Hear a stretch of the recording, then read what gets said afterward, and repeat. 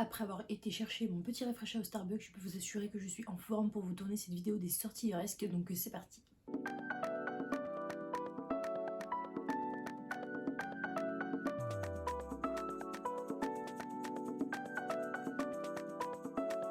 Bonjour à tous et bienvenue dans cette toute nouvelle vidéo. Je suis ravie de vous retrouver aujourd'hui pour vous présenter toutes les sorties qu'on aura en mars. Et Dieu sait qu'il y a énormément de sorties. Je crois que j'en ai vu plus de 800, donc livres de poche, grand format, BD, manga, confondus. Il y en a énormément. Et comme d'habitude, je fais par catégorie, donc on va commencer par les livres de poche. Le premier étant L'Automne des magiciens, qui est écrit par Hélène P. Merel. Ici, on va suivre Octaviane qui a 16 ans. Et qui est la 8e fille d'une reine. Et cette reine, en fait, décide, enfin non pas la reine, la sœur aînée décide de marier de force la jeune cadette, donc Octaviane. Et, et bien du coup, elle n'est pas forcément d'accord, hein, elle est vraiment forcée pour ce mariage et décide de fuir. On va la suivre sa vie d'errance, on va dire, dans le royaume, enfin dans le royaume hors du royaume.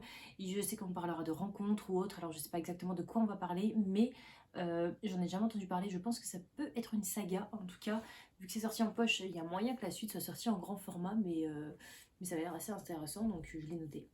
Tout autre genre, j'ai noté Mother Code, qui est écrit par Carol Stevens, je sais pas.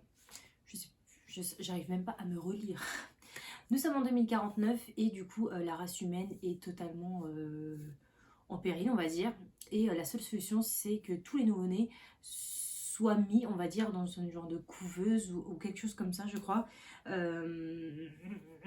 Dans des cocons. Ah oui, ils sont mis dans des cocons de robots géants et en fin de compte, après la période, on va dire, d'incubation, ce sont des robots qui vont élever donc ces enfants et qui vont sauver l'humanité, entre guillemets, on va dire. Donc c'est des enfants qui sont génétiquement modifiés de base. Et donc du coup, il y a des enfants qui sont sélectionnés pour pouvoir être mis dans ces cocons. Et des années plus tard, et bien du coup, ce sont des robots avec de l'intelligence artificielle qui vont les élever. Et du coup, Mother Code fait référence au côté très maternel et au côté où le robot est, on va dire, fait pour élever un enfant, donc ce qui est totalement chelou. Et ça a l'air super intéressant, donc je me suis notée et pourquoi pas le lire, parce que c'est vrai que on approche de plus en plus de 2049, quoi. C'est un futur très proche, donc je me dis pourquoi pas. On enchaîne avec un petit thriller qui s'appelle Retrouve-moi si tu peux et qui est écrit par S.K. Barnett. Ici, nous allons suivre une jeune fille qui s'appelle Jenny et elle a été kidnappée il y a plus de 12 ans et elle réapparaît dans la ville où elle avait disparu il y a des années auparavant. C'est tout ce que je sais du roman, ça a l'air sympa, non? Ensuite, on va passer à un livre qui s'appelle Le sang ne suffit pas, qui est écrit par Alex Taylor. Et là, on est en 1748, nous sommes dans les montagnes de l'ouest de la Virginie. Et il y a un mec qui est en train de mourir de faim, de froid, de tout ce que vous voulez, qui va essayer de trouver refuge dans la forêt et il va tomber sur, comment on appelle ça? Sur un dog qui est renfermé et qui est vachement bien protégé. Et l'entrée dans ce dog lui est totalement refusée, il comprend pas pourquoi et tout, parce que lui est vraiment dans la merde, il a besoin du coup d'aide, il a besoin de renfort. Il va s'apercevoir qu'en fait l'entrée lui est refusée parce qu'il y a une femme qui est sur le point d'accoucher et que du coup il préfère garder, on va dire, l'intimité. Et cette femme a quelque chose de particulier, parce que hormis le danger qu'il peut y avoir à l'extérieur, que ce soit le froid, la faim ou bien l'ours qui rôde autour, et bien cette femme en fait a promis alors je sais plus exactement à qui, à une genre de tribu, son enfant pour pouvoir faire la paix et pour pouvoir libérer l'oppression des blancs dans ces tribus, quoi. Enfin je sais pas exactement, enfin dans la zone où ils sont, sauf que elle est tellement attachée à son enfant et elle se rend compte qu'en fait elle peut pas l'abandonner et elle décide de fuir avec son enfant. Et on a tout ce chemin où elle va être poursuivie en fait par ces personnes. Alors je sais pas si le personnage de base qui vient pour se réchauffer ou quoi que ce soit va lui venir en aide, va être en mode on fuit ensemble ou pas. Je sais pas du tout comment ça va se passer, mais il y a ce côté maternel qui est mis en jeu, il y a ce côté très faire la paix, les tribus, le racisme et tout. Donc je pense que c'est un roman qui est assez riche et qui est super intéressant en tout cas à lire. En tout cas je ne l'ai pas vu passer. Je crois qu'il sort chez Galmester d'ailleurs, donc c'est la couverture qui m'attire au premier abord, bien évidemment. Ensuite, on va passer à un autre roman qui s'appelle du coup Un bûcher sous la neige. Je pense que vous avez dû le voir passer parce que c'est un roman qui a fait énormément parler de lui. Et je crois que Pikiti Bookie en avait parlé il n'y a pas trop longtemps. Et j'ai vu qu'il sortait en poche et je me suis dit, mais il parle de quoi ce roman, vous voyez? Et du coup, pardon, bah, c'est écrit par Susan Fletcher. Et j'ai regardé un petit peu le résumé. Effectivement, c'est un roman qui a l'air assez cool, assez cool, assez intriguant puisqu'on va parler de sorcellerie. On est en Écosse, on est au XVIIe siècle et une femme qui s'appelle Corag est accusée de sorcellerie et du coup bah, elle va attendre entre guillemets son heure pour brûler sur son petit bûcher et je crois qu'elle va raconter l'histoire à quelqu'un et voilà, on va avoir son passé, son histoire. Ça a l'air méga intéressant et ça a l'air, ben, c'est sur la sorcellerie donc forcément je dis oui. Et un autre roman que j'ai demandé du coup en service de presse par la maison d'édition Charleston, puisque en tant que lectrice Charleston en fait 2022, on peut se procurer des romans qui vont sortir notamment dans les maisons d'édition Le Duc et d'autres collections en fait toujours en rapport avec Charleston, donc il y a des romans graphiques, il y a pas mal de choses et j'ai décidé de choisir celui-ci parce qu'il me tentait énormément. Il s'agit de Ainsi gèlent les bulles de savon de Marie Vareille et je crois qu'ici on est sur 3 femmes qui parlent de grossesse. Alors qui parlent de grossesse, je crois que il y a, il y a quelque chose entre avortement, fausse couche, grossesse jusqu'à terme, mais non voulu. Enfin, il y a tout ce genre de trucs qui y est mélangé, qui a l'air très prenant, qui a l'air méga intéressant à lire. Et voilà, je pense que dans mon état actuel, je pense que c'est une bonne période, enfin une bonne période. Je pense que je peux plus me rendre compte de certaines choses au niveau de la grossesse et de la maternité qu'avant. Donc je me dis bah, pourquoi pas me le procurer. Et je l'ai demandé, donc je devrais pas tarder à le recevoir parce qu'il va sortir je crois début mars en livre de poche chez Charleston et du coup je pense vous en parler très prochainement. J'espère que vous êtes bien installés hein, parce qu'avec la liste des romans que je me suis fait au mois de mars, vous n'êtes pas prêts de bouger. Un roman un peu plus poignant que je me suis noté, je l'avais déjà dans ma wishlist en grand format. Il s'agit de Le jour où tout a basculé de Julie Buxbaugh. Je n'arrive toujours pas à me relire. Ici on est sur des destins croisés suite à ce qui a pu se passer en fait le 11 septembre 2001, je crois qu'on va suivre une fille qui était... je pense pas que ce soit tiré de faits réels, hein. Je pense que vraiment c'est que de la fiction, je ne suis pas sûre, mais je pense que oui. On va suivre un bébé qui aurait été miraculé, on va dire, qui fêtait ses 1 an dans le World Trade Center, et du coup cette fille aurait été sauvée, et cet enfant a été nommé Baby Hope dans les journaux, et je crois qu'on va suivre son histoire 16 ans plus tard, et elle va rencontrer un garçon qui lui aussi a vécu quelque chose par rapport à ça, donc je sais pas si c'est le deuil de ses parents, ou enfin il y a un truc comme ça qui se mélange, qui fait que du coup ces deux personnages vont se retrouver et vont parler du même drame qu'ils ont subi, mais pas de la même façon, pas du même côté. Donc ce serait bien que je le prenne parce qu'il est vraiment super intéressant. Du moins le résumé est intéressant. Je crois qu'il y a eu des bons avis dessus, mine de rien. Il y a une période où j'ai vu beaucoup passer, mais voilà, je l'ai noté.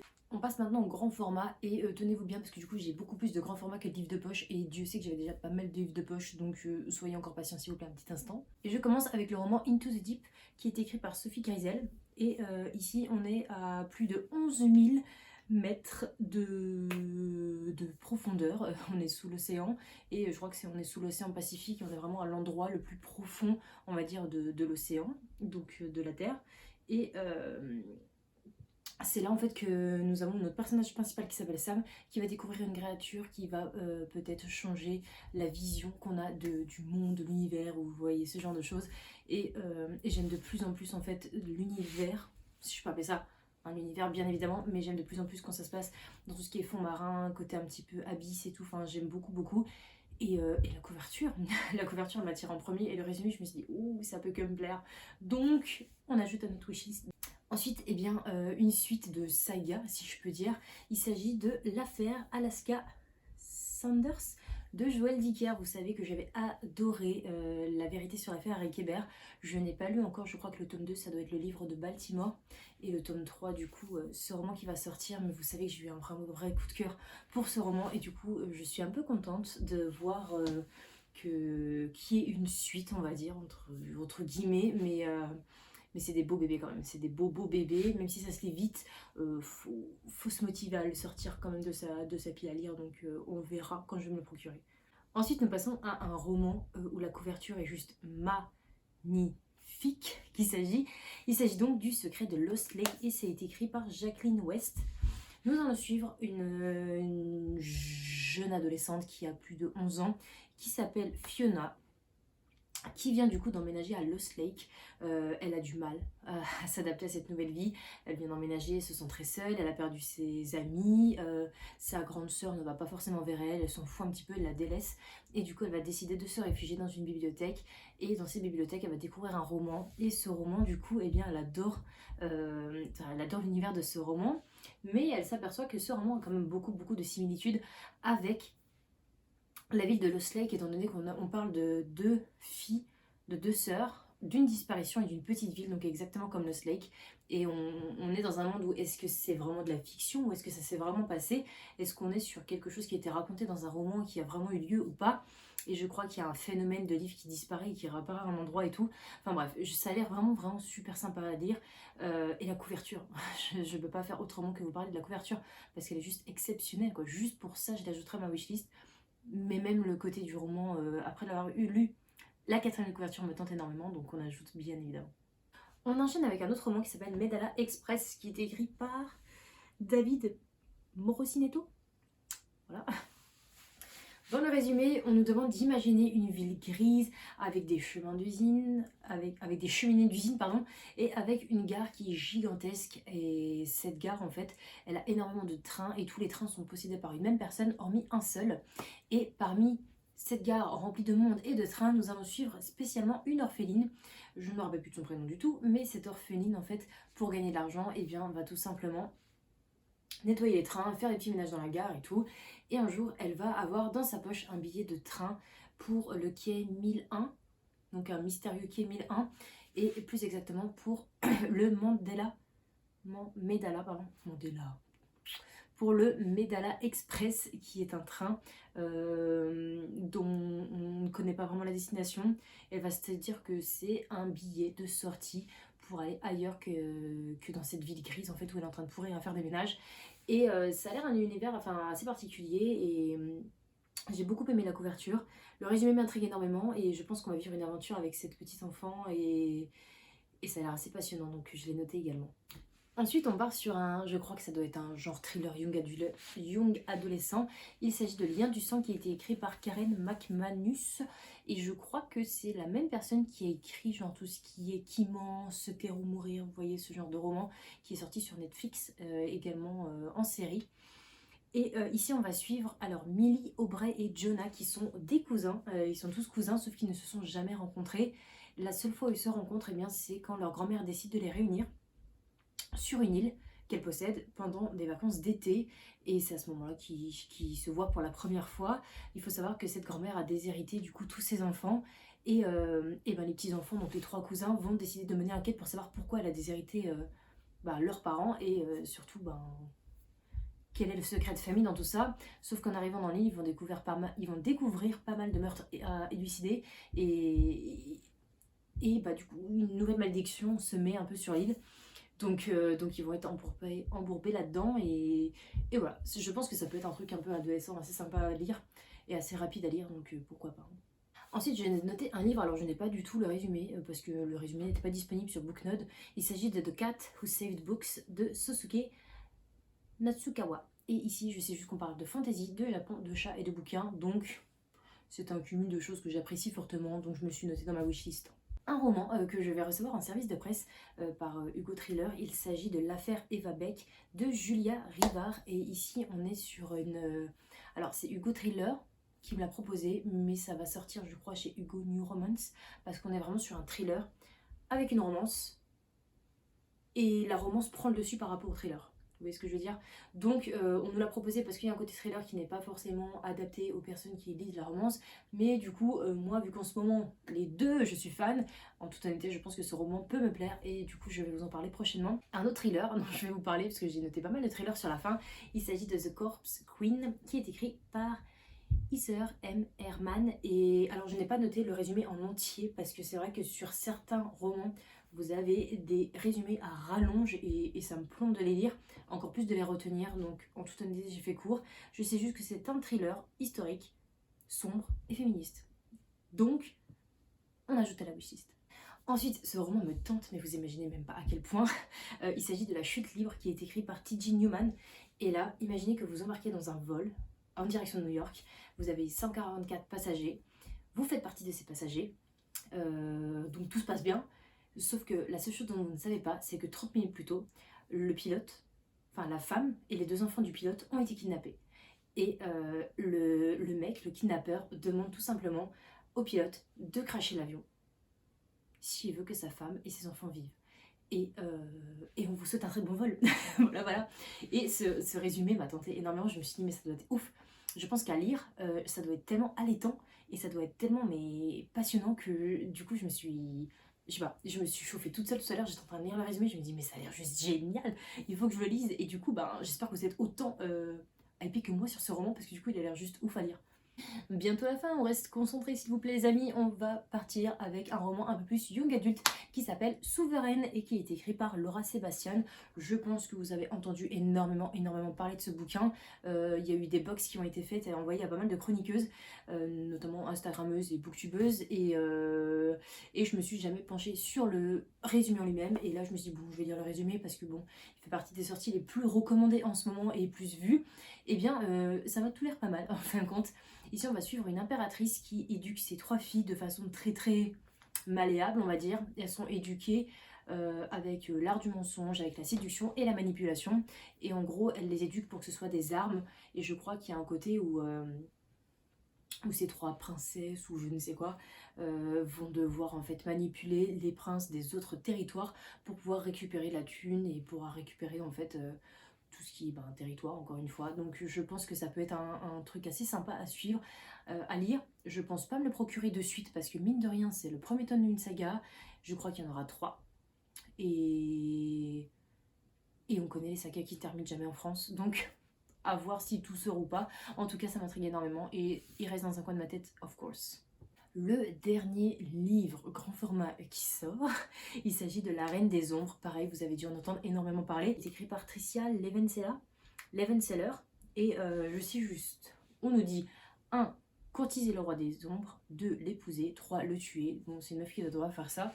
Et ça a l'air juste sympa à mort à suivre, donc je le note bien évidemment. Et plus que 3 petits romans, il s'agit de romans graphiques, donc ça va aller assez vite. Je me suis noté Les Dames de Kimoto, qui est écrit et illustré par Cyril Bonin. Mais moi j'ai du mal en fin de cette vidéo.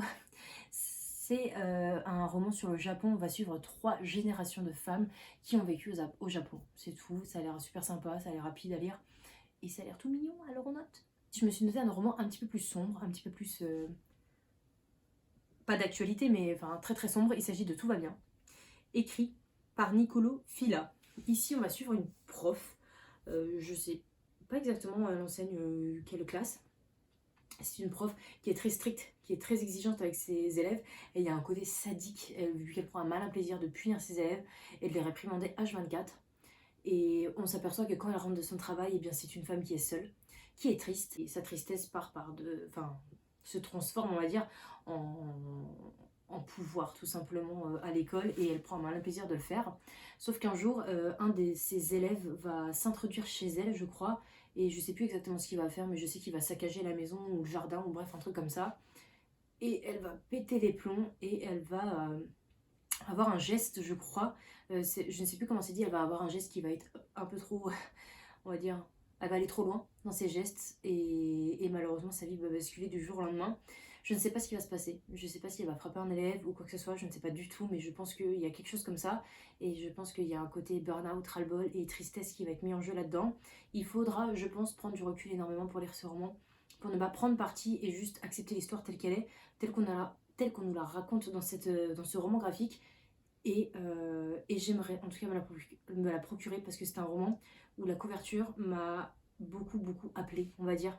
C'est une couverture qui intrigue, qui dit que tu ne vas pas bien et ton mal-être passe par les autres et c'est pas bon. Donc c'est un appel à l'aide et cette BD a l'air ouf. Donc je me la suis notée. Et enfin, le dernier, il s'agit de Silence Radio, 36 mois pour me relever d'un AVC, qui est écrit par Bruno Kader.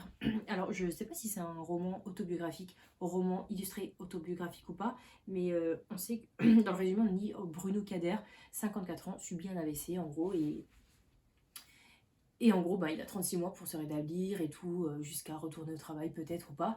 Donc, alors je sais pas si c'est 36 mois en mode révolu, si c'est 36 mois où il décide d'aller mieux en 36 mois, que sais-je. Mais pareil, c'est un roman qui est sympa, je pense, à lire, qui est rempli d'espoir, qui est rempli de bienveillance et je me le suis noté également. Et voilà, du coup cette vidéo de 30 minutes est à présent terminée. Je vais essayer de faire au plus court, en tout cas pour le montage. N'hésitez pas à me dire quel roman parmi tous ceux que je vous ai présentés vous tente le plus, et me dire également si vous avez vu des romans qui vont sortir, qui vous tentent également. Je vous fais de gros bisous, on se dit à la semaine prochaine, et en attendant, bien évidemment, prenez soin de vous. Ciao ciao.